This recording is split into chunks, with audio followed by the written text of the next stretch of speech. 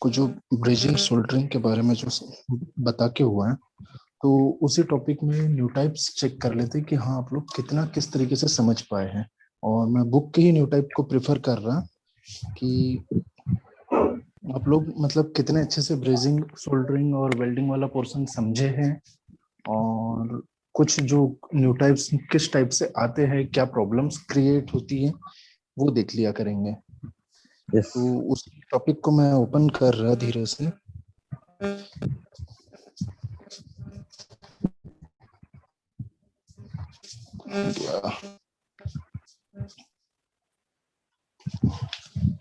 Bridging soldering हम लोग and किए थे, उसके बाद हम टॉपिक्स चेक कर रहे थे। तो टॉपिक्स में मैं जूम कर दे रहा सारी चीजें। देखो आप लोग को मैं चाह रहा हूँ कि जितने न्यू टाइप्स हैं, एक तो मुझे भी पता है यार, मैं भी स्टूडेंट लाइफ में रहा। हम लोग क्या करते हैं, जितना पढ़ने का टाइम रहता है उस टाइम पे पढ़ते हैं, बाकी टाइम पे फिर अरे बोले ठीक है ना, नेक्स्ट टाइम कर लेंगे, नेक्स्ट सेशन में कर लेंगे, ये सारी चीजें। अब क्या करें, अपना मूड ही ऐसा रहता है। तो इस चीज में, इस टॉपिक पर से मैं स्टार्ट करने का सोचना, क्योंकि मैंने आप लोगों को सोल्डर्स के बारे में बताया था कि एक्चुअली सोल्डर होते क्या है, सोल्डरिंग क्या प्रोसेस होती है, क्यों हमें सोल्डरिंग की जरूरत पड़ी, और सोल्डर के रूप में हम किन किन चीजों का उपयोग करते हैं। तो आपका फर्स्ट ही टॉपिक आया था कि निम्न में से किसके संयोग से सोल्डर बनाया जाता है। श्रेय, मैंने उस दिन भी कहा था आप लोगों को कि एक क्लास में एक सेशन इस टाइप का लूंगा जिसमें कम से कम आपके न्यू टाइप्स की और जितना आपने क्लासेस अटेंड किए उनकी रिवाइज प्रिपरेशन हो जाए। ताकि क्या होगा, देखो अभी आज मैं सिलेबस चेक किया, तो आप लोगों के लगभग 16 से 17 यूनिट तक के कंप्लीट हो चुका है। क्योंकि जो इस बीच के जो कुछ यूनिट्स थी उनमें मैं देखा सेशन में, वहां पर बहुत सारे टॉपिक्स जो थे वो मैं पहले भी कंप्लीट करवा चुका हूँ। अब यहाँ पर फर्स्ट वाला टॉपिक है, आप लोग वैसे अपना माइक ऑन कर सकते हैं, कोई दिक्कत नहीं है, माइक ऑन कर दीजिए। क्या है कि मैं कुछ कुछ रिस्पॉन्स आप लोगों से भी मिले तो वो बेटर लगेगा। ये है फर्स्ट टॉपिक था हम लोगों के लिए, फर्स्ट न्यू टाइप कि मैं चाह रहा हूँ इसके आंसर्स किस टाइप के आएंगे। ये मत सोचना कि ठीक है नहीं बन रहा है कोई दिक्कत नहीं, पर कॉपी करने का मत सोचना। क्या है, बुक्स आप लोगों के पास अवेलेबल है, बुक्स मेरे पास नहीं है। बट क्या होता है, हम एक अलग सी चीज ले लेते हैं कि नहीं यार कॉपी कर लो। आज पंकज नहीं आया, तो देखो क्या हो रहा है फर्स्ट वाला। अच्छा चलो कोई बात नहीं, हाँ शुरू वाली क्लास अटेंड किया होगा शायद। तो इसमें ये है कि मैं हर एक न्यू टाइप का आपको रीजन बताना चाह रहा हूँ कि देखो क्या हो रहा है, आप न्यू टाइप्स पढ़ लेंगे पर उसमें आपको रीजंस समझ में नहीं आएगा। क्या होता है, इंसान रट लेता है, ऑप्शंस चेक कर लेता है कि हाँ फर्स्ट का डी है, सेकंड का बी है, ये सारी चीजें कर लेते हैं। इसमें उन सब चीजों को न देखते हुए मैं चाह रहा कि आपको सारी चीजें आसानी से समझ में आ जाए और कारण पता चल जाए कि हाँ इसका यही आंसर क्यों है। जैसे जो फर्स्ट वाला न्यू टाइप है कि निम्न में से किस संयोग से सोल्डर बनाया जाता है। सोल्डर के लिए मैंने क्या कहा था आपको कि हमें, देखो फर्स्ट एक टॉपिक था एंटीमनी। एंटीमनी और बिस्मिथ हम क्यों मिलाए थे सोल्डर्स में, ताकि उस सोल्डर का गलनांक कम हो जाए। तो हमने क्या काम किए, एंटीमनी और बिस्मिथ मिलाए हैं। मतलब हमारा एंटीमनी जो फर्स्ट वाला ऑप्शन है, यहाँ पर जो आपको ऑप्शन 1 है वो चीज कॉमन दिख रहा है। सेकंड, तीन सब में कॉमन दिख रहा है। देखो आपको एंटीमनी तो लेना ही है पर तीन यस सब में कॉमन दिख रहा है। अब इसके ऑप्शन आप किस तरीके से समझेंगे मैं ये चाह रहा हूँ। सोल्डर बना रहे हैं तो जिंक और सिल्वर हम क्यों मिलाते हैं, जिंक और सिल्वर हम इसीलिए मिला देते हैं इसमें सोल्डर्स में, ताकि आपको ये आसानी जाए। देखो क्या हो रहा है, जिंक क्या करता है, स्टेबिलिटी देता है। जिंक का काम होता है स्टेबिलिटी देना, मतलब मजबूती प्रदान करना। जिंक अपनी बॉडी के लिए भी क्यों जरूरी है, जैसे अभी देखे होंगे सारे पेशेंट्स को जिंक की टेबलेट खिलाते, क्यों, क्योंकि जिंक हमारी बॉडी के लिए भी उतना ही जरूरी है जितना किसी भी ज्वाइनिंग के लिए। तो जिंक क्या कर रहा है, मजबूती दे रहा है। तो यहाँ पर जो हम जिंक मिलाए, अब देखो एक सिंपल सा कॉमन सा ऑप्शन दिख रहा है यहाँ पर, तीन सारे के सारे ऑप्शन में दिया हुआ है, फर्स्ट सेकंड और थर्ड तीनों ऑप्शंस में आपको टीन प्रोवाइड किया गया है। तो बोले आपको सोल्डर में टीन तो मिलेगा। दूसरी चीज मैंने आपको बताया था कि एंटीमनी और बिस्मिथ मिलाया जाता है। एंटीमनी और बिस्मिथ क्यों मिलाया जाता है, ताकि उसका गलनांक कम हो जाए। अब सिर्फ टीन में अगर एंटीमनी ही मिला देंगे तो क्या आपको सोल्डर मिल जाएगा? सोल्डर के साथ में हम देखो सोल्डरिंग प्रोसेस हम कहाँ कहाँ करते हैं, बहुत जब हल्की ज्वाइनिंग देना हो उस जगह कर रहे हैं। अब हल्की ज्वाइनिंग को बॉन्ड्स को मजबूती प्रदान करने के लिए हम क्या कर रहे हैं, जिंक मिला रहे हैं। और अगर हमें हाई लेवल का मतलब कुछ महंगी अगर ज्वाइनिंग देना है तो वहां पर हम हल्का सिल्वर भी मिला देते हैं। इसीलिए इन सारे ऑप्शंस को लेकर ए सभी जो ऑप्शन नंबर डी है, ऑप्शन नंबर डी इसका सही आंसर होगा। तो मैं ये चाह रहा हूँ कि आप लोग समझ के करें, ये नहीं कि हाँ यार चलो ठीक है सभी मिलाते हैं, पर क्यों मिलाते हैं, हर एक चीज के मिलाने के पीछे का पर्पस क्या है, ये चीज मैं चाहता हूँ कि सब उसके डिपेंडेंसी को समझें। और आज अच्छा लग रहा है, आज सारी अटेंडेंस मतलब लड़के लोगों की उपस्थिति अच्छी लग रही है आज। नहीं तो अभी तक श्रेय और पंकज में ही खोया रहता था मैं। जो सेकंड है आपको कि शोल्डर का गलनांक कम करने के लिए, देखो हमने सबसे पहले क्या किए थे, मैंने फर्स्ट वाले में ही बताया था कि यहाँ एंटीमनी जो ऑप्शन आया था। अब शोल्डर का गलनांक कम करने के लिए क्या मिलाए थे आपने, एंटीमनी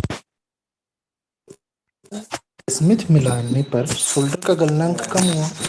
ऑप्शन में नहीं दिया है पर बिस्मिथ आपके ऑप्शन में दिया हुआ है, इसीलिए आपका ऑप्शन बिस्मिथ होगा। ये चीज ध्यान देना पड़ेगा। थर्ड जो है कि शोल्डर का सर गलनांक, सर हाँ बिस्मिथ और एंटीमनी एक ही है? नहीं नहीं नहीं, ये दो अलग हाँ, अलग धातु हैं। ऐसा? हाँ एंटीमनी एक अलग धातु है और बिस्मिथ एक अलग धातु है। इन दोनों का जो आप पीरियोडिक टेबल जब आप चेक करेंगे, जी जो केमिस्ट्री में दिखती है पीरियोडिक टेबल, तो वहां जी पर जी जी। आपको एंटीमनी और बिस्मिथ आपको मिलेगा थर्ड और फोर्थ पीरियड में, वहां यस पर मिल जाए। हाँ थर्ड और सर, फोर्थ पीरियड्स। ये शोल्डर गलनांक बिस्मिथ करता है शोल्डर को? शोल्डर का गलनांक कम करने के लिए हाँ एंटीमनी और बिस्मिथ दोनों धातुओं को मिलाया जाता है। अच्छा, दोनों धातु मिलाया जाता है। हाँ तो अब देखो दोनों ऑप्शन को में मिलाया जाता है, ऑप्शन में सर, अगर आपको एक ही आप देगा। हाँ अच्छा वो ऑप्शन में अगर, एंटीमनी भी हाँ दे देगा तो उसको भी लगा सकते हैं? हाँ हाँ ऑप्शन ओके। में अगर एंटीमनी दिया है तो बिस्मिथ नहीं देगा, बिस्मिथ दिया है यस। तो एंटीमनी नहीं देगा। और अगर ओके। दोनों दिया है तो ए सभी हाँ, वाला एक और ऑप्शन दिया रहेगा बीच में। के भी दोनों। हम्म, ओके सर। ये चीज आ जाएगा। फिर हम थर्ड वाले क्वेश्चन पे कि शोल्डर का गलनांक अधिक करने के लिए हमें किस धातु को मिलाया जाता है। देखो अधिक करने, यहाँ हम नेट। कम करने के लिए थे, कम करने के नेट लिए सर। बिस्मुथ मिलाए थे और एंटीमनी मिलाए थे। अब हमें हाँ। अधिक करना है, हुँ? Yes sir. उसके चेंजेस करना है। तो कभी कभी हमें क्या होता है कि बहुत कम गलनांक के शोल्डर्स यूज कर लेते हैं हम लोग। तो इन बहुत कम गलनांक के जो शोल्डर्स हैं, यस इनकी सर। गलनांक को कम करने के लिए, मैक्सिमम करने के लिए भी हम एंटीमनी मिलाते हैं। अब यहाँ पर आप बोलोगे कि सर यहाँ पर एंटीमनी हमारा अलग मैटर था, यहाँ बिस्मिथ अलग मैटर था, और फिर यहाँ एंटीमनी क्यों मिला है? हम्म? यस। तो क्या होता है कि जब आप इनके पीरियोडिक टेबल्स देखेंगे, पीरियोडिक टेबल में डाउनलोड नहीं किया था, पीरियोडिक टेबल्स जब आप देखेंगे तो पीरियोडिक टेबल में क्या होता है, एक थर्ड लेयर में है, मतलब थर्ड कोऑर्डिनेट में, और एक फोर्थ कोऑर्डिनेट में होता है। यस। तो इनमें क्या होता है, एंटीमनी की दो क्वालिटी होती है। इसका जो गलनांक है ये शोल्डर के गलनांक को 100 से 200 डिग्री सेल्सियस के बीच में लाते हैं। अगर आपके शोल्डर का गल देखो, शोल्डर आपका 600 डिग्री सेल्सियस का अगर एल्यूमिनियम एलॉय या कॉपर एलॉय मिक्स करके बनाया गया है, तो क्या हो रहा है, एल्यूमिनियम और कॉपर एलॉयस मिक्स करके बनाने में मतलब आपका शोल्डर 600 से ऊपर डिग्री सेल्सियस का गलनांक पे आ गया। अब इसके गलनांक को हमें कम करना है तो क्या करते हैं, हम बिस्मिथ मिला दिए।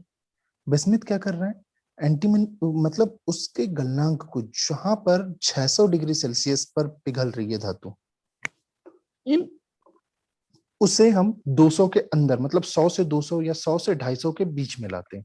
मतलब 100 डिग्री सेल्सियस से 250 डिग्री सेल्सियस तक का टेम्परेचर पे लाने का काम बिस्मिथ का।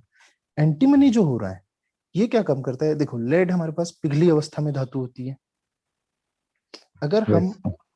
गल वहां पर, मतलब जब भी हम सोल्डर यूज करते हैं तो सोल्डर में अगर लेड की मात्रा ज्यादा है, लेड की मात्रा, हमने लेड के ऑक्साइड्स की मात्रा ज्यादा यूज की है, तो लेड ऑलरेडी लिक्विड अवस्था में होता है, तो इसको गलनांक, क्योंकि लेड ही एक इकलौती ऐसी धातु है जो लिक्विड अवस्था में पाई जाती है, तो क्या होता है कि हमें उसके गलनांक को तो बढ़ाना पड़ेगा। क्योंकि आपका सोल्डर अगर लेड से जुड़ा हुआ है, लेड के ऑक्साइड्स ज्यादा मात्रा में अगर आपके सोल्डर में है, तो आपका सामान्य रूम टेम्परेचर पर भी सोल्डर पिघल जाएगा, तो आपकी ज्वाइनिंग नहीं होगी। उस ज्वाइंट को मजबूत करने के लिए हम एंटीमनी मिला देते हैं, ताकि वो जो सोल्डर आपका पिघलाने के लिए और ज्वाइंट्स के लिए यूज कर रहे हैं, वो सोल्डर न कि रूम टेम्परेचर पे, अब देखो रूम टेम्परेचर क्या हो रहा है, 37 डिग्री सेल्सियस या 30 डिग्री सेल्सियस, 30 से 40 डिग्री सेल्सियस पर रहता है। नॉर्मली रूम टेम्परेचर 40 तक के माना जाता है। तो 40 डिग्री सेल्सियस पे आपको लेड लिक्विड अवस्था में मिल रहा है। अब यहाँ पर अगर लेड के ऑक्साइड्स के थ्रू ही आप अगर ज्वाइनिंग कर रहे हैं, तो क्या हो रहा है कि आपको तो नॉर्मल अवस्था में सीधी आपकी ज्वाइंट ही टूट जाएगी। और सोल्डरिंग कहाँ करते हैं हम? सोल्डरिंग जो प्रोसेस होती है ये हम न, हमारे जैसे टार्स की ज्वाइंट करना है, इलेक्ट्रिक ज्वाइंट्स करना है, कोई सर्किट ज्वाइंट, जो आप मोबाइल सुधरवाने जाते हैं तो उनमें आजकल क्या इनबिल्ट बैटरी रहती है, तो इनबिल्ट बैटरी के जितने सर्किट्स होते हैं, जैसे आपके लैपटॉप के सर्किट हो या आपके फोन का जो चार्जर के अंदर जितनी भी सर्किट्स ज्वाइंट होते हैं, वो सारे के सारे सोल्डर के थ्रू ज्वाइंट रहते हैं। तो अब हमें क्या है कि अगर सोल्डर क्या होता है, मेटल का ऑक्साइड होता है, और उसमें हम एंटीमनी, जिंक, सिल्वर, बिस्मिथ ये सारी चीजें मिला देते हैं, ताकि उसमें स्ट्रेंथ बढ़ी रहे, गलनांक सही जगह पर आ जाए, क्योंकि गलनांक तो उसका हमें 100 से 250 के बीच में ही चाहिए। नॉर्मली अगर हमें इलेक्ट्रिक इक्विपमेंट की, अगर किसी भी पार्ट की ज्वाइनिंग करना है, किसी भी सर्किट की ज्वाइनिंग करना है, और अगर आपको बर्तनों में ज्वाइनिंग देना रहता है, तो आपको क्या करना पड़ता है, बर्तनों की ज्वाइनिंग के लिए हमें सोल्डर का गलनांक बढ़ाना पड़ता है। क्यों? क्योंकि जितना ज्यादा गलनांक पे आपका सोल्डर रहेगा, आज 8 लोग हो गए, अच्छा लग रहा है, ऐसा संख्या बढ़ती है अच्छा लगता है, कभी कभी बीच बीच में कम हो जाते हैं लड़के। देखो फिर क्या हो रहा है, आप जो बर्तन में कहीं छेद हो जाते हैं तो क्या करते हैं, उसकी भी सोल्डरिंग या उसकी ब्रेजिंग करवाते हैं। उसमें दो काम, अगर आप पीतल के बर्तन में है तो ब्रेजिंग करेंगे, और आपके एल्यूमिनियम के बर्तन है तो उनमें सोल्डरिंग करेंगे। अब वहां सोल्डरिंग कर रहे हैं तो वहां हमें टेम्परेचर कितना चाहिए, 250 से 450। ये मैं जिस दिन सोल्डरिंग और ब्रेजिंग पढ़ाया था, उस दिन भी आप लोगों को बताया था कि कहाँ टेम्परेचर हमें कैसा चाहिए। तो 250 से 450 डिग्री सेल्सियस तक का बर्तनों के लिए चाहिए रहता है। और अगर इलेक्ट्रिक इक्विपमेंट की बात कर रहे हैं तो यहाँ आपको 100 से 250 तक के टेम्परेचर चाहिए रहता है। तो इस टेम्परेचर जो यूज है, टेम्परेचर का जो हमें जरूरत है, उस पर डिपेंड करता है कि हम बिस्मिथ मिला रहे हैं या एंटीमनी मिला रहे हैं। दूसरी चीज डिपेंड किस पर कर रहा है कि अगर वो सिल्वर के ऑक्साइड है, जिंक के ऑक्साइड है, एल्यूमिनियम के ऑक्साइड है, या लेड के ऑक्साइड है। क्योंकि हमें मेटल ऑक्साइड्स यूज करते हैं सोल्डर्स के लिए, तो इन सब चीजों के लिए आपको ये शुरू के 3 जो क्वेश्चंस जो हाईलाइटेड है, ये चीजें आपको समझ में आ गई होगी कि हाँ क्या चीज है स्पॉटिंग जो कर रहा हूँ। अब देखो फोर्थ वाला जो क्वेश्चन है आपका, कि सोल्डर और स्पेल्टर क्रमशः धातुओं को जोड़ने के लिए प्रयुक्त किए जाते हैं। सोल्डर और स्पेल्टर के बारे में मैं बता चुका था जिस दिन मैं सोल्डरिंग वाली क्लास भी लिया था। तो उसमें क्या था कि देखो, जहां आप 250 डिग्री सेल्सियस तक के कर रहे हैं, वो सोल्डर वाला काम हो गया। उसके ऊपर जो आप हाई टेम्परेचर के सोल्डर्स फ्लक्स का यूज कर रहे हैं, तो वहां उन चीजों को आप स्पेल्टर्स कहेंगे। तो इस कारण से जो आपका फोर्थ ऑप्शन है, फोर्थ में क्या हो रहा है कि ब्रेजिंग अलॉय, और फिर देखो क्या हो रहा है, आपको सोल्डर और स्पेल्टर क्रमशः धातुओं को जोड़ने के लिए प्रयुक्त किए जाने वाले हैं। अब देखो, हमें सोल्डर और स्पेल्टर हमें किन धातुओं को जोड़ने के लिए, किस किस चीजों को, तो हमें ब्रेजिंग अलॉय को जोड़ने के लिए भी स्पेल्टर यूज करते हैं। और स्पेल्टर कहाँ मैक्सिमम जब बताया था कि जब हम बर्तनों की ज्वाइनिंग करते हैं ब्रेजिंग, या फिर हम जिस टाइम पर मतलब आभूषणों की जो ज्वाइनिंग करते हैं वहां पर हम मैक्सिमम स्पेल्टर का यूज करते हैं, क्योंकि वहां हम सोल्डर का यूज नहीं करते। अब स्पेल्टर में मैंने बताया था कि स्पेल्टर में जो होता है वो मेटल अलॉय होता है, और जैसे आपको गोल्ड की अगर ज्वाइनिंग देना है तो गोल्ड के लिए स्पेल्टर जो यूज करेंगे उसमें 70% गोल्ड होता है, 10% जिंक होता है और कॉपर होता है। मतलब 20% कॉपर, 10% जिंक और 70% गोल्ड। ये हो गया गोल्ड के स्पेल्टर्स जो होते हैं। ये सारी चीजें ऑक्साइड के फॉर्म में होती है, नॉर्मल फॉर्म में कभी भी ये सही ढंग से ज्वाइनिंग नहीं देते, इसीलिए हम ऑक्साइड्स के रूप में यूज करते हैं। और साथ में इनके एक फ्लक्स यूज करते हैं। फ्लक्स के बारे में बताया था कि नेचुरल फ्लक्स होते हैं और केमिकल फ्लक्स। यानी केमिकल फ्लक्स में क्या था, उस दिन जब मैं बताया था फ्लक्स के बारे में, जब पढ़ाया था, शायद बहुत कम लोग क्लासेस अटेंड किए थे। तो फ्लक्स में दो टाइप्स के फ्लक्स यूज किए थे। क्या था, आपका नेचुरल फ्लक्स यूज किए थे और केमिकल फ्लक्स यूज किए थे।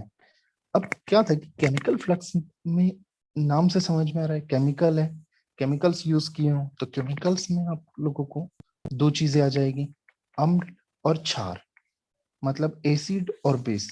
तो क्या होगा कि कुछ जो फ्लक्स हो गए वो एसिटिक फ्लक्स होते हैं, कुछ फ्लक्स जो होते हैं वो बेस मतलब क्षारीय फ्लक्स होते हैं। अब उदासीन फ्लक्स तीसरा, जिन्हें नेचुरल फ्लक्स कहा जाता है, जो क्या करते हैं, अम्लीय फ्लक्स जो है, जो हाई एसिटिक फ्लक्स है, हाई एसिटिक फ्लक्स क्या करते हैं, धातु के सरफेस के साथ में क्रिया करते हैं।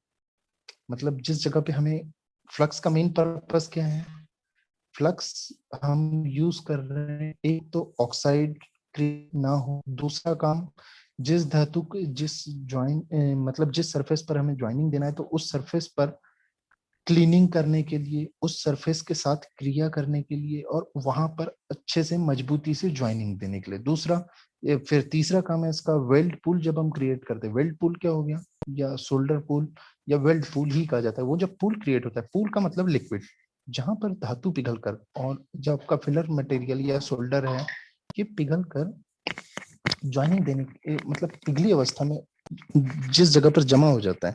तो इसमें क्या होता है, जब आप पिघली अवस्था में जमा कर रहे हैं शोल्डर्स को, आपके फिल्टर्स को, तो ये पिघली अवस्था में ज्वाइन किया जमा हुई जगह पर हमें क्या हो रहा है, वातावरण के ऑक्सीजन से क्रिया करके ऑक्साइड्स बना लेगा। तो इन ऑक्साइड्स से बचने के लिए, मतलब देखो ऑक्सीकरण हो गया वहां पर, अगर वातावरण के ऑक्सीजन से क्रिया किया, ऑक्सीकरण हुआ, तो उसकी क्षमता कम हो जाएगी, मतलब उसकी क्वालिटी गिर जाएगी, कमजोर हो जाएगा। तो इन सब चीजों से बचने के लिए हम फ्लक्स का यूज करते हैं। तो ये आपका फ्लक्स वाला मैटर था। फिर नेक्स्ट जो टॉपिक है कि सोल्डर जोड़ बहुत कम तापमान पर लगाया जाता है। सोल्डर को निम्न में से किस प्रकार का टाका कहा जाता है, ये चीज हो गया। देख लो, अब इसमें आप नॉर्मली समझ सकते हैं कि क्या चीज है जिसको आप हाई टेम्परेचर पर लगाएंगे। जैसे वेल्डिंग है, वेल्डिंग जॉइंट क्या होता है, हाई टेम्परेचर पर लगाई जाती है। तो ये आपका हो गया पक्का टाका, मतलब मजबूत। जितना ज्यादा टेम्परेचर पे यूज करेंगे उतना ज्यादा मजबूत। उसमें क्या हो रहा है, वेल्डिंग के लिए आप लोगों को 3000 से 3200 डिग्री सेल्सियस, 3400 डिग्री सेल्सियस तक का टेम्परेचर जनरेट करते हैं। अब उसके बाद जिस टाइप्स के आप जनरेट करते हैं, जैसे इलेक्ट्रिक आर्क अगर जनरेट कर रहे हैं तो वहां पे पॉजिटिव और नेगेटिव दोनों पर्पस पे देखना पड़ता है कि आप, क्योंकि जब पॉजिटिव रहेगा, पॉजिटिव पर 66% टेम्परेचर होता है और नेगेटिव इलेक्ट्रोड पर 34% टेम्परेचर होता है।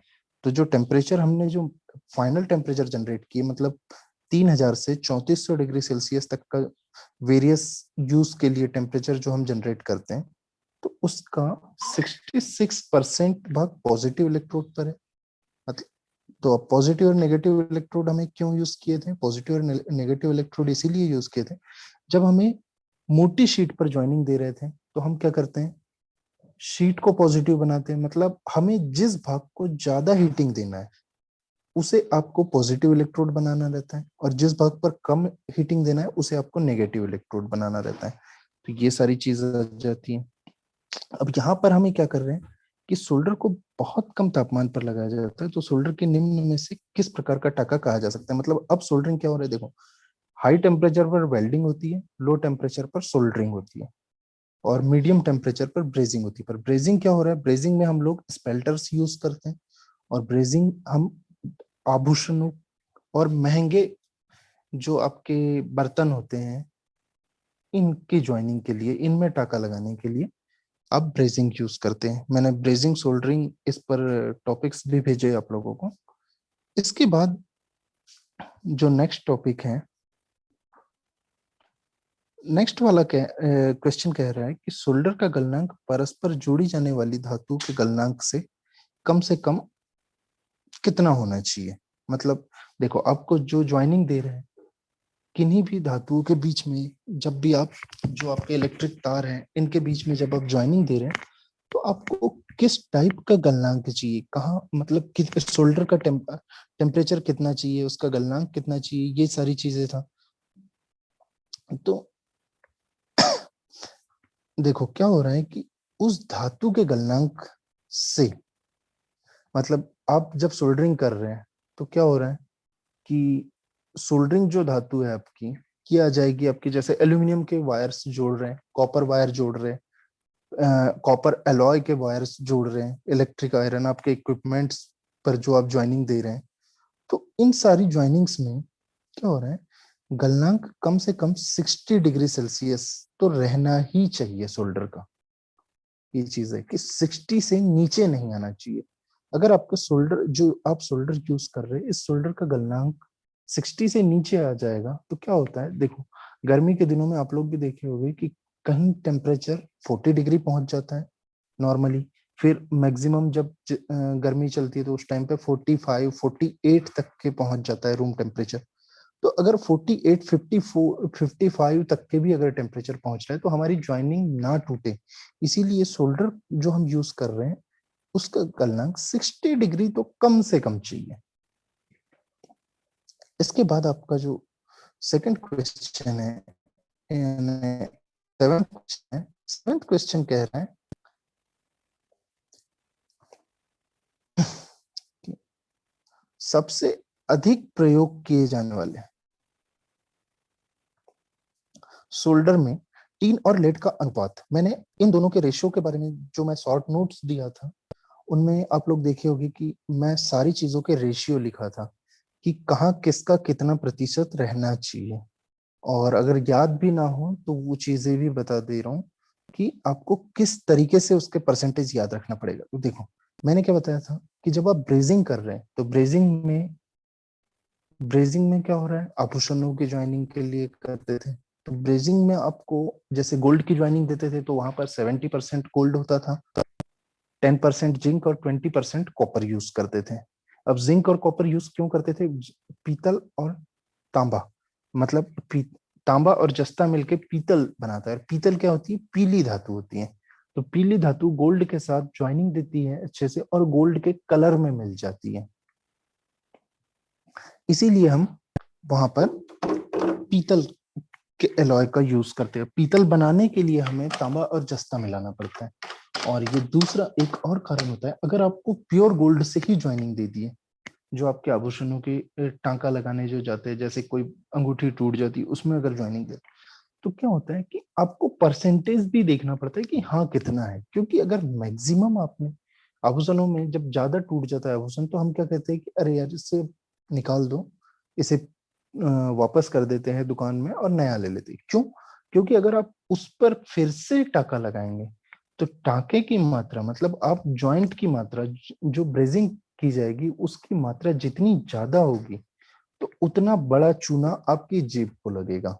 अब वो कैसे, यार देखो 70% तो गोल्ड में ला रहा है पर 30% वहां पर कॉपर और जिंक मिलाता है, तो कॉपर और जिंक भी आपको गोल्ड के प्राइस पर मिला के देता है। इसीलिए आप वो जो आपको चूना लगता है इन सब चीजों से बचने के लिए ये कर रहे हैं। तो अब देखो सेकंड चीज आ गया आपका कि गोल्ड को ज्वाइनिंग दिए थे, सिल्वर की अगर ज्वाइनिंग दे रहे हैं तो सिल्वर की ज्वाइनिंग में हमें पीलापन नहीं चाहिए, तो यहां हम कॉपर और जिंक की जगह कांसा की ज्वाइनिंग देते हैं, मतलब तांबा और टीन प्लस हल्की सी मात्रा में जिंक मिला दिया जाता है, क्योंकि जिंक क्या होता है, मजबूती देता है। और जो टीन है एस एन इसका फॉर्मूला होता है, और कॉपर के लिए हो गया आपका Cu। तो इनका जो रेशियो होगा वही होगा 70% प्लस, देखो 70% तो आपका एजी अर्जेंटिनम, मतलब चांदी, चांदी का जो इंग्लिश नाम है, मतलब टेक्निकल नेम है ये अर्जेंटिनम।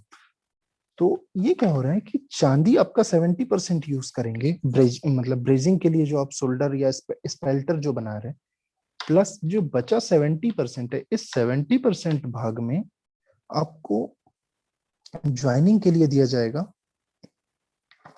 सिर्फ, मतलब देखो 70% भाग में आपको चांदी मिला दिया जा रहा है, पर जो बाकी जो बचा 30% भाग है उसमें कॉपर, जिंक प्लस टीन, हल्की सी मात्रा में टीन। अब टीन मिलाया क्यों जाता है, एसएन मिलाया क्यों जाता है, वो इसीलिए मिलाया जाता है ताकि अब जो आपकी ज्वाइंट है वो चांदी की चमक में बन जाए। तो इसीलिए अब यहाँ पर हमें जो क्वेश्चन था कि सबसे अधिक प्रयोग किए जाने वाले सोल्डर में टीन तथा लेड का अनुपात क्या होता है। तो जो टीन और लेड का अनुपात होता है ये होता है 63:37। अब टीन और लेड क्या हो रहा है, देखो हम जो नॉर्मली सोल्डर यूज करते हैं इसमें हम टीन और लेड की ज्वाइनिंग क्यों देते हैं, ये एक और सवाल आता है। तो ये चीज डिपेंड करता है कि टीन और लेड की आप ज्वाइनिंग इस पर्पज से देते हैं। देखो लेड का गलनांक कम होता है, लेड क्योंकि ऑलरेडी रूम टेम्परेचर पर गलने लायक था। उसके बाद टीन जो होता है ये कम टेम्परेचर पर भी मजबूत ज्वाइनिंग देने की कोशिश करता है। अब कम, देखो क्या हो रहा है, हमें इतनी भी मजबूत ज्वाइनिंग नहीं चाहिए होती है कि हमें सिर्फ आली ले आए, ज्वाइनिंग दिए और बस अब अटूट हो जाएगी, क्योंकि आपके जो इलेक्ट्रिक इक्विपमेंट की ज्वाइनिंग रहेगी ये हमेशा अटूट लेवल पर हम नहीं देते। ये हम ज्वाइनिंग इस पर्पज से देते हैं ताकि आपकी ज्वाइनिंग जब हमें इक्विपमेंट से कनेक्शन लूज करना हो, तोड़ना हो, तो उस टाइम पे आपको ज्वाइनिंग आसानी से रिमूव किया जा सके। इसीलिए हम 36 यानी 63:37। अब 63 जो होगा ये आपका होगा टीन, मतलब एस एन जो होता है ये आपका आ जाएगा 63, और रेशियो में जो लेड है, लेड का फॉर्मूला होता है पीबी, प्लम्बियम। तो पीबी जो होता है ये लेड का फॉर्मूला।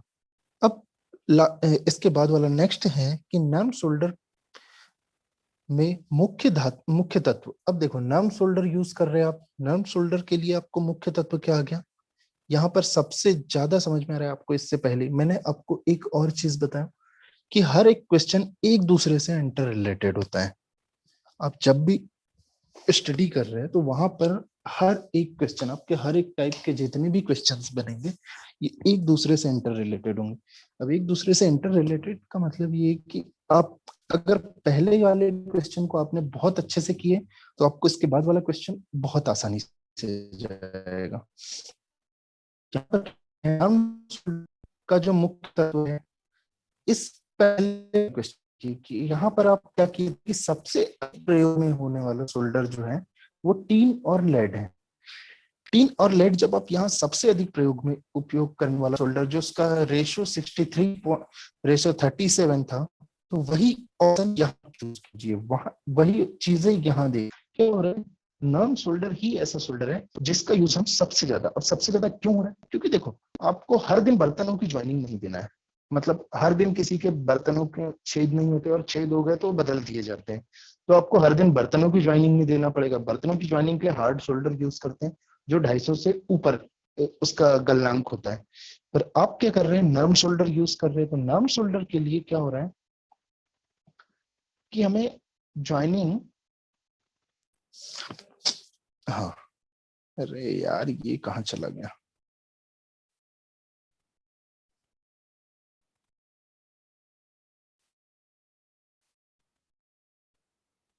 क्वेश्चन कहाँ चले जाते हैं। हाँ, नर्म शोल्डर की जो ज्वाइनिंग है ये इस तरीके से आ जाएगी। सेकंड चीज आपके लिए एक, इसके बाद वाला जो नेक्स्ट क्वेश्चन है, नेक्स्ट क्वेश्चन ये कह रहा है कि सोल्डर एक मिश्र धातु, देखो क्वेश्चन ऐसा पूछा है उसने कि सोल्डर एक मिश्र धातु है, मतलब उसका पूछने का तरीका यह है कि अब इस सोल्डर में, मतलब जो आप सोल्डर यूज कर रहे हैं, इसमें आपको कौन कौन सी धातुओं का मिक्सचर है। तो इससे पहले वाले ही क्वेश्चन में आपने देखी कि नर्म सोल्डर क्या है, यहां देखो सोल्डर किस चीज से यूज किए थे, टीन और लेड।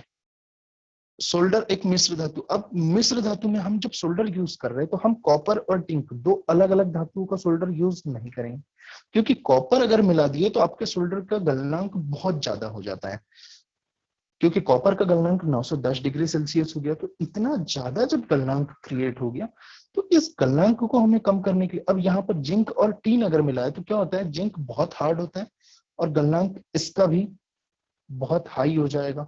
तो इन सब चीजों को हम ये भी याद रखना पड़ेगा। अब एंटीमनी और टीन ही क्यों मिल नहीं, आपका एक और ऑप्शन अच्छा आ रहा है, एंटीमनी और टीन क्या करता है, देखो एंटीमनी जो होता है, जो एकदम लो गलनांक वाले जो सोल्डर्स होते हैं उनके गलनांक को थोड़ा बढ़ाने का काम करता है। बिस्मिथ क्या करता है, जो हाई गलनांक वाले उनको कम करने का काम कर रहा है। तो गलनांक को मेंटेन करने के लिए हम एंटीमनी और बिस्मिथ मिलाते हैं। तो एंटीमनी और बिस्मिथ आप लोग जैसे 10वीं तक पढ़े होंगे, उत्प्रेरक, हल्का सा उत्प्रेरक के बारे में तो हर कोई बंदा पढ़ा होगा या सुना होगा। उत्प्रेरक क्या करता है, क्रिया में भाग नहीं लेता, पर ये उसकी जो गति है, उसे पिघलने की जो गति उसको बढ़ा देता है, और अवशोषक क्या करता है कि उसकी गति को कम कर देता है। तो यहाँ पर जो एंटीमनी और बिस्मिथ है ये उत्प्रेरक का ही काम करते हैं, कि हम मतलब हम जोड़ने में काम नहीं आएंगे, बस हम उन जो आपका मेन मटेरियल है उसकी क्वालिटी को चेंज करेंगे, उसका जो केमिकल इक्विपमेंट है, उसका जो हाई टेम्परेचर या लो टेम्परेचर जो पर्पस है, जो पोर्शन है, उसे हम चेंज करेंगे। तो ये काम होता है इसका सोल्डर में। लेड, अब देखो एंटीमनी वाला, तो यहाँ पर आप एंटीमनी सिर्फ उत्प्रेरक है, कोई मिश्र धातु नहीं है। मिश्र धातु बनाने के लिए हम क्या कर रहे हैं, इसमें लेड और टीन का यूज करते हैं। तो आपका ऑप्शन आ जाएगा इसमें बी। इसके बाद जो है आपका 10वां क्वेश्चन कि सोल्डर किस तापमान पर लगाया जाता है। देखो सोल्डरिंग जो प्रोसेस आप कर रहे हैं, तो सोल्डरिंग प्रोसेस के लिए आपको मैंने वही बताया था कि 100 से 250 जाते हैं और 250 से 400 जाते हैं। अब इन दोनों टेम्परेचर को मर्ज कौन सा टेम्परेचर कर रहा है, तो इन दोनों टेम्परेचर को मैक्सिमम रूप से मर्ज कर रहा है ऑप्शन सी। 250 से नीचे मतलब 200 आ गया, और 400 के सबसे करीब मतलब ये जो क्या देखना पड़ेगा हमें कि जब भी इस टाइप के ऑप्शन आते हैं तो हमें बेस पे जाना पड़ता है। बेस क्या देखे थे आपने कि 100 से 250 और 250 से 450। 100 से 250 क्या था, नर्म सोल्डर था, और 250 से 450 था हार्ड सोल्डर। तो जब आप नर्म सोल्डर की बात कर रहे हैं, तो नर्म सोल्डर के लिए आपको जो ज्वाइनिंग प्रोवाइड की जाएगी वो आपकी 100 से 250 पे, और जो हार्ड सोल्डर जो होता है उसको 250 से 450। तो हमें क्या करना है कि जब भी आप सोल्डरिंग वाला जो पर्पस चेक कर रहे हैं तो उसमें ये देखना पड़ेगा कि आपकी जो वैल्यू है वो किन दो के एकदम निकटतम वैल्यू है। तो देखो हमें मिनिमम क्या कर रहे थे नर्म के लिए, 100 से 250, मतलब आप 200 डिग्री सेल्सियस लोएस्ट दिख रहा है, यहाँ पर 183 लोएस्ट दिख रहा है।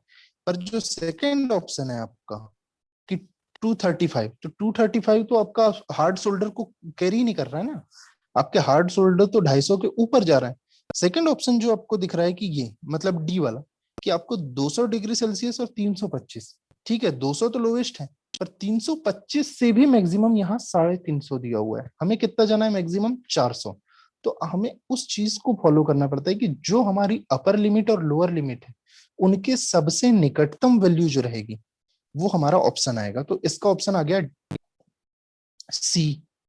और सी क्यों आया ये चीज, तो मैं ये चाह रहा था कि आप लोग इन क्लासेस इस क्लास में थोड़ा सा ये भी देखिए कि हाँ आप हम निकटतम वैल्यू ही क्यों पकड़ते हैं। तो ये चीज आ गया। थोड़ी स्पीड बढ़ा लेते हैं, हमारे क्वेश्चन कम हुए पर हाँ इसके बीच में जानकारियां बहुत आई है। तो ये मत सोचना कि सर हमारे क्वेश्चन बहुत कम कराया आपने, पर जितने क्वेश्चन कराया तो आप नेक्स्ट क्वेश्चंस पर जब भी देखेंगे तो उसमें आपको उससे इंटर रिलेटेड ही दिखेगा जितनी बातें मैं आप लोगों को बताया। इसके बाद क्या है, एक अच्छे फ्लक्स से निम्न में से कौन सा गुण होना चाहिए। अब देखो हम फ्लक्स यूज कर रहे हैं, फ्लक्स के बारे में मैंने चीजें बताया था कि जो ये होगी धातुओं के ऑक्साइड को बाहर निकालने में सामर्थ्य होना चाहिए, सबसे फर्स्ट काम तो ये चीज। दूसरा, इसका वाष्पन गलनांक, जो इसका वाष्पन जो है ये गलनांक से अधिक होना चाहिए। अब इसमें वाष्पन और गलनांक वाला जो मैटर है, वाष्पन मतलब भाप बन के उड़ जाने वाली प्रोसेस को, भाप बन के उड़ने वाली प्रोसेस आपकी हो गई वाष्पन। सेकंड जो आपका गलनांक है ये क्या होता है, पिघलने वाली प्रोसेस। अब सोल्डर क्या है, जो आप सोल्डर फ्लक्स यूज कर रहे हैं, फ्लक्स सॉलिड रूप में यूज करते हैं, मतलब पाउडर रूप में, कभी कभी कुछ लिक्विड फ्लक्स भी यूज करते हैं, जैम के रूप में, मतलब जो आप जस्ट जेली या जैम जो खाते हैं जेली के रूप में, मतलब माल्ट जो खाते हैं, तो इन सब उस टाइप के, मतलब हार्ड प्लस गीला, मतलब गीली मिट्टी जिस टाइप की होती है, कीचड़ समझ लो, उस टाइप का के रूप में भी फ्लक्स यूज करते हैं, पाउडर फॉर्म में करते हैं, या सॉलिड मेटल के रूप में करते हैं, या लिक्विड फॉर्म में भी करते हैं। तो क्या हो रहा है कि उसका जो फ्लक्स का गलनांक है वो हमेशा उसके वाष्पन से कम रहना चाहिए। मतलब इतना नहीं कि आप उसका गलनांक 100 डिग्री सेल्सियस है, उससे पहले ही वो उड़ जाए। जैसे आप कपूर देखे होंगे, कपूर क्या होता है कि अगर आप कपूर को नॉर्मल वातावरण में खुला रखें तो कपूर उड़ने लगता है, मतलब पिघलने से पहले, लिक्विड बनने से पहले वो उड़ने लगता है, तो उड़ जाता है तो आपका ऑलरेडी खत्म हो जाएगा। शुष्क बर्फ देखे नहीं होगे पर सुने होगे, शुष्क बर्फ क्या होता है, कार्बन बर्फ। ये विज्ञान वाले जो आपका चैप्टर पढ़े होंगे उस टाइम पे आप लोग देखे होंगे कि शुष्क बर्फ जो होता है, शुष्क बर्फ में क्या हो रहा है कि ठोस कार्बन, ठोस कार्बन को जब आप गर्म करते हैं तो वो पिघलने के पहले ही भाप बन के उड़ जाती है। ठोस CO2 कहा जाता है उसे। तो ठोस CO2 जो है वो क्या हो रहा है कि पिघलने से पहले ही गर्म हो गई और भाप बन के उड़ गई। तो इन सब चीजों से बचने के लिए हम ये देखते हैं कि इसका जो वाष्पन है वो भी नियंत्रित रहना चाहिए। तीसरी चीज क्या बोल रहे हैं कि बेस मेटल या सोल्ड मेटल के साथ रासायनिक क्रिया नहीं करनी चाहिए। क्यों, हम फ्लक्स क्यों यूज कर रहे हैं, बेस मेटल को बचाने के लिए। मतलब देखो फ्लक्स का मैटर क्या था कि ये आपकी एक धातु थी, ये दूसरा पार्ट, मतलब ये आपका फर्स्ट पार्ट, ये आपका सेकंड पार्ट, हमें इस भाग पर ज्वाइनिंग दे रहे थे, हमें इस भाग की ज्वाइनिंग देना है, तो क्या करते हैं हम फ्लक्स की कोड, मतलब देखो यहाँ वेल्ड पुल क्रिएट हुआ, अब हम जो फ्लक्स बनाए, फ्लक्स क्या काम करते हैं, आसपास लेयर क्रिएट करता है। आसपास लेयर क्रिएट करने से जो वातावरण की ऑक्सीजन आने वाली है, इस आने वाली ऑक्सीजन को हमारे इस वेल्ड पर पहुंचने नहीं देता, मतलब हमारे अब इस भाग पर पहुंचने नहीं देगा। तो यहां पर क्या हो रहा है, आसानी से ज्वाइनिंग हो जाएगी बिना रासायनिक क्रिया के। दूसरा काम क्या किया फ्लक्स ने, हमारी जो ज्वाइंट की जाने वाली जगह थी, जैसे आपने क्या किए थे, ये जो दो पॉइंट्स थे यहां पर हमको ज्वाइनिंग देना था, तो इस ज्वाइंट की जाने वाली जगह पर सफाई करने का काम करता है। फिर क्या है, फ्लक्स लिक्विड फॉर्म में सतह पर फैलना चाहिए, ये चीज है। मतलब फ्लक्स के जितने भी काम है तो उन पर सारे न्यूटाइप्स है, आगे भी आप लोगों को आएंगे। तो अगर मैं कम भी न्यूटाइप्स बताया तो आप लोगों को ये चीजें इजीली समझ में आ जाएगी कि हाँ आप लोग किस टाइप से सोल्डरिंग प्रोसेस, मतलब जिन लड़कों ने सोल्डरिंग वाला टॉपिक अगर छूट भी गया था तो उनका भी मैक्सिमम कवर हो जाएगा कि फ्लक्स हम क्यों यूज कर रहे हैं, क्या है, क्या जरूरी है, फ्लक्स क्यों जरूरी है। उसके बाद आया सोल्डर फ्लक्स निम्न में से क्या कार्य करता है, तो कार्य सारे बता चुका हूं, तो अब इसी चीज को हम बार बार रिपीट ना भी करें तो हमें कोई दिक्कत नहीं। इसका भी ऑप्शन डी आएगा कि हमें देखो धातुओं के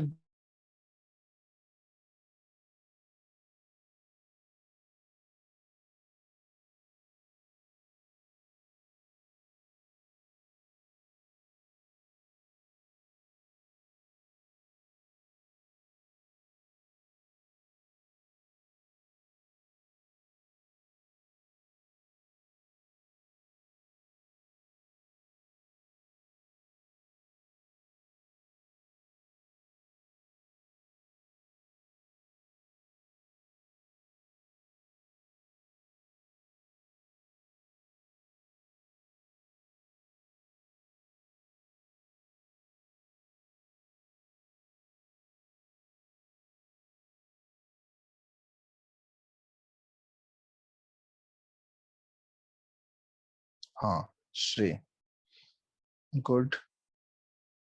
इसके बाद वाला जो टॉपिक था अपना, कि हम फ्लक्स क्यों यूज किए और ये सारी चीजें, फिर हम आ रहे हैं, देखो नेक्स्ट जो टॉपिक है, आयरन सीट के लिए किस फ्लक्स का यूज करेंगे।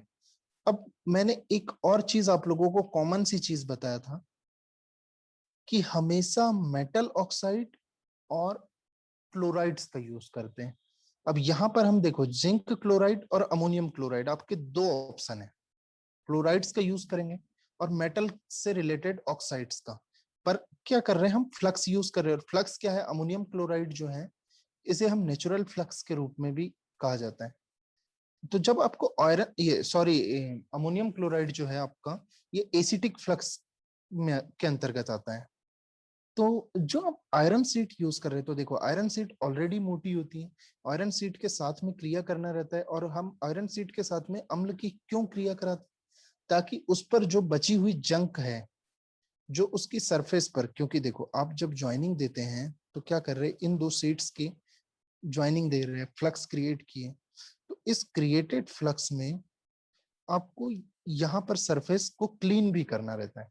अब आयरन की क्लीनिंग करना है, तो आयरन की क्लीनिंग के लिए हमें अमोनियम क्लोराइड का यूज करना पड़ता है, तो इसका ऑप्शन आपका अमोनियम क्लोराइड आ जाएगा। 14 क्वेश्चन है आपका कि सोल्डरिंग के दौरान फ्लक्स क्या काम करता है। अब देखो, सोल्डरिंग के दौरान फ्लक्स क्या काम करता है, इतनी फ्लक्स के बारे में जितना भी मैं चीजें समझाया हूं, तो आप आसानी से समझ सकते हैं कि सोल्डरिंग के दौरान आपको फ्लक्स क्या काम कर रहा था। अब ये जंक को रोकना, ये काम बिल्कुल मतलब हजम नहीं होगा कि आपको जंग रोकना। सोल्डर का काम यानी फ्लक्स का काम जंग रोक लगने से नहीं रोकना, जंग लगना बहुत धीमी प्रोसेस है, तुरंत में नहीं होता। और जो फ्लक्स क्या काम करता है, सोल्डरिंग हुई, ज्वाइनिंग हुई, उसके बाद हम हल्की सी टिपिंग करके फ्लक्स को हटा देते हैं, या वायर ब्रश से, या स्मूथ ब्रश जो आपका प्लास्टिक ब्रशेस आते हैं उनका यूज करके, स्मूथ ब्रश का यूज करके हम जंग मतलब फ्लक्स को हटा भी देते हैं। तो फ्लक्स जब तुरंत हम हटा दे रहे, इसका मतलब ये है कि हमें जंग से बचाने वाला तो मैटर ही नहीं है। सेकंड चीज है गीली सतह उपलब्ध कराना। हमें ज्वाइनिंग के लिए गीली सतह नहीं चाहिए, हमें ज्वाइनिंग के लिए साफ सतह चाहिए, और फ्लक्स क्या काम करता है, साफ करता है। तीसरा जो ऑप्शन आपको दिया हुआ है कि शोल्डर की रुक्षता को कम करना। रुक्षता मतलब ये होता है कि उस सरफेस पर डॉट्स आना, जैसे आपने जिन दो वायर्स पर आपने ज्वाइनिंग दी है, तो यहाँ पर डॉट्स बनने लगे, मान लो इस टाइप के अगर डॉट्स बनने लगे ज्वाइनिंग पर, तो ज्वाइनिंग पर अगर डॉट्स बन गए तो आपकी सरफेस की फिनिशिंग नहीं मिलेगी। अब इस फिनिशिंग को लाने के लिए फ्लक्स का काम फिनिशिंग देना नहीं होता। फिनिशिंग देने के लिए हम बाद में, जैसे फ्लक्स हो रहा है, वेल्डिंग के बाद हम क्या करते हैं, टिपिंग प्रोसेस करते हैं, और बाद में हल्का सा ग्राइंडर से मिला देते हैं। तो ये चीज होती है कि आप शेपिंग या ग्राइंडिंग प्रोसेस कर लेते हैं उसके ऊपर।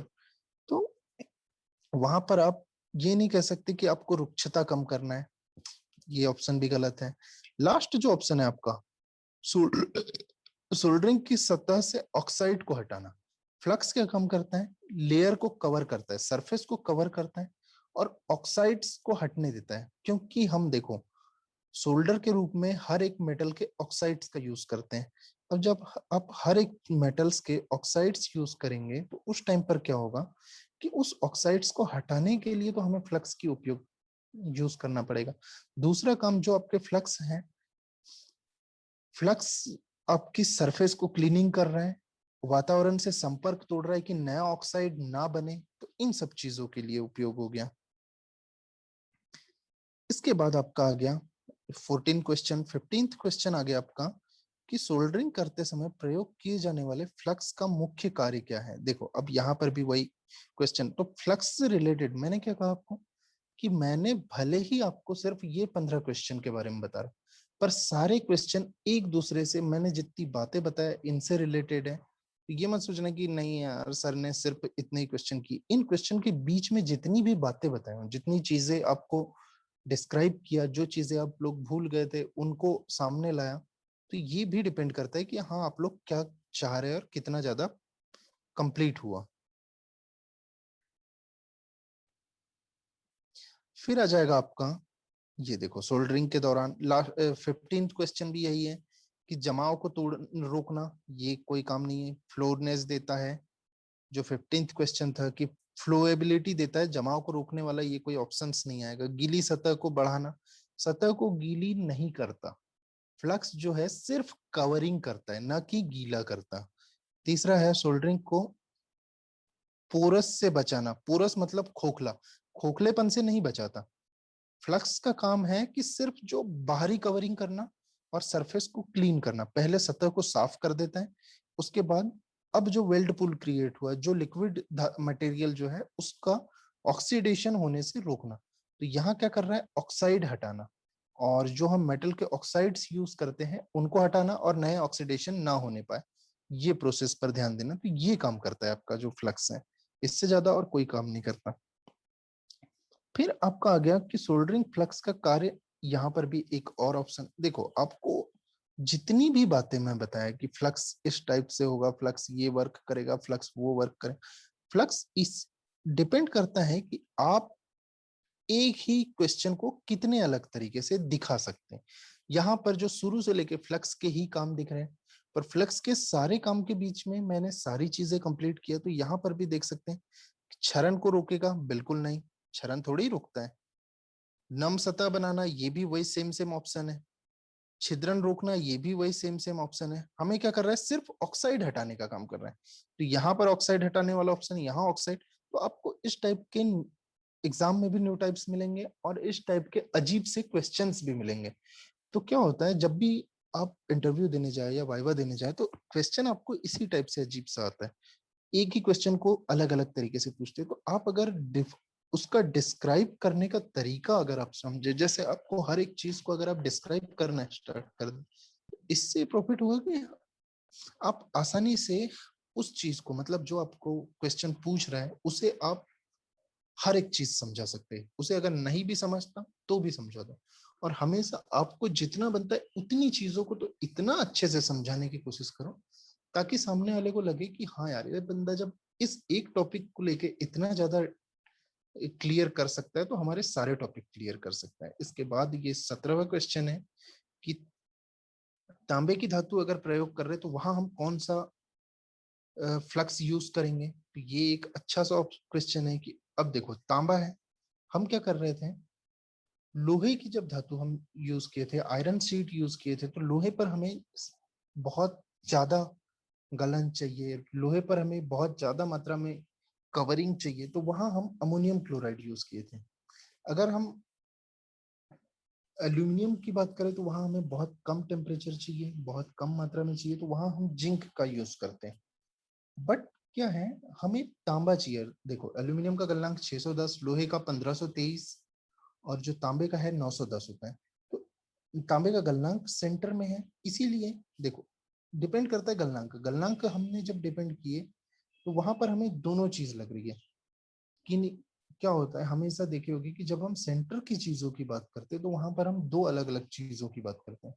मतलब जैसे आप बाइक चलाते हैं तो बाइक में गांव शहर वालों का तो पता नहीं, गांव से अब सब लोग रिलेटेड हैं, तो क्या करते हैं हम लोग, कई बार जो पुरानी बाइक्स थी, सुजुकी थी या राजदूत थी, तो इनमें क्या करते थे कि पेट्रोल ना होने के कारण हम मिट्टी तेल डाल देते थे।